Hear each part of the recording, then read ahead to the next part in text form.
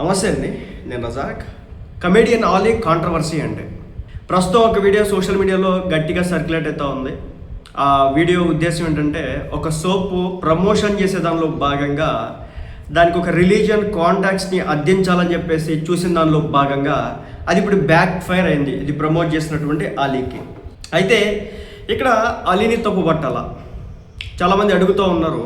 ఈ రోహింగ్యా ముస్లిం అయినటువంటి అలీ హిందువుల విశ్వాసాలు ఎట్లా అవహేళన చేస్తున్నాడో చూడండి. పలానా సోప్ కంపెనీ లాంటి ప్రకటన పెట్టినందుకు హిందూ సమాజానికి బేషరతుగా క్షమాపణ చెప్పాలి, లేదంటే హిందువుల బాయ్కాట్ అస్త్రం ప్రయోగించాలని చెప్పేసి ఏదో పిలిపించినారట. నాకు ఆశ్చర్యం వేసింది. బేసిక్గా దేవుడి పాటని ఎక్కడ ఉపయోగించాలి, ఎక్కడ ఉపయోగించకపోవడం నెంబర్ 1.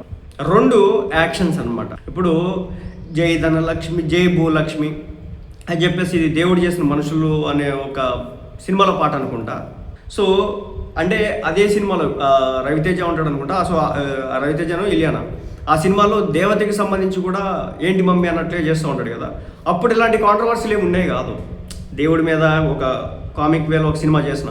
బట్ ఇప్పుడు కాంట్రవర్సీ ఏమైందంటే మనోభావాలు హట్ అవుతూ ఉన్నాయి. సో ఇప్పుడు దేవుని ప్లేస్లో ఆ సోపు పెట్టి దానికి పూజ చేయడం ఏదైతే ఉందో, జై భూలక్ష్మి, జై ధనలక్ష్మి, ఇంకొక లక్ష్మి అని చెప్పేసి అతను పూలేసేటటువంటి విధానం ఏదో ఉంది, అలాగే బ్యాక్గ్రౌండ్లో వచ్చినటువంటి వీడియో ఏదైతే సాంగ్ ఉందో, ఈ 2 కూడా అభ్యంతరానికి గురి చేసేలా ఉన్నాయి. మరి దీనికి సంబంధించి అలీ రియాక్ట్ అవుతాడో లేదని చూడాల్సి ఉంటుంది. ఇంకో పక్క కూడా అంటున్నారు ఇతనికి సినిమా ఇండస్ట్రీలో అవకాశాలు కూడా ఇవ్వద్దు కమెడియన్ అలీకి అని చెప్పేసి. అంటే ఈ ఇష్యూ అక్కడ దాకా వెళ్ళిద్దా అనేది కూడా చూడాల్సి ఉంది. ఇంకా ఇక తప్పులు చూసుకున్నట్లయితే కనుక ఒకటే, ఇప్పుడు కమెడియన్ అలీని ఎవరైనా డైరెక్ట్ చేసినారా, లేదంటే కనుక ఇప్పుడు ఒక నటుడు ఏం చేస్తాడంటే డైరెక్టర్ చెప్పింది మాత్రమే చేస్తాడు.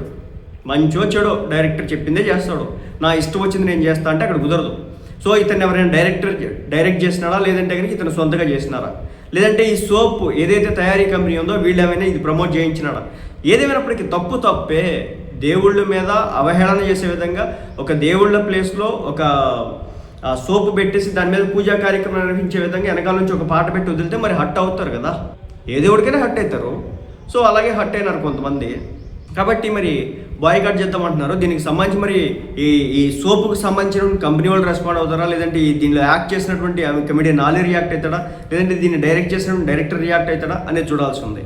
ఇదేమైనప్పటికీ ఫైనల్గా చెప్పేది ఒకటే, దేవుళ్ళ విషయంలో జాగ్రత్త. చిన్న విషయమైనా చాలా పెద్దగా వెళ్తుంది. అనవసరంగా దేవుళ్ళని తీసుకొచ్చేసి అడ్వర్టైజ్మెంట్లు చేసుకుంటే అది ఏదో హెల్ప్ అవుతుంది అనుకున్నంత దౌర్భాగ్యం ఇంకొకటి లేదు. దయచేసి అనవసర విషయాల్లోకి దేవుళ్ళని తీసుకురావద్దు. సో ఇదనమాట ఓవరాల్గా కాంట్రవర్సీకి సంబంధించినటువంటి నడుస్తున్నటువంటి ఇష్యూ.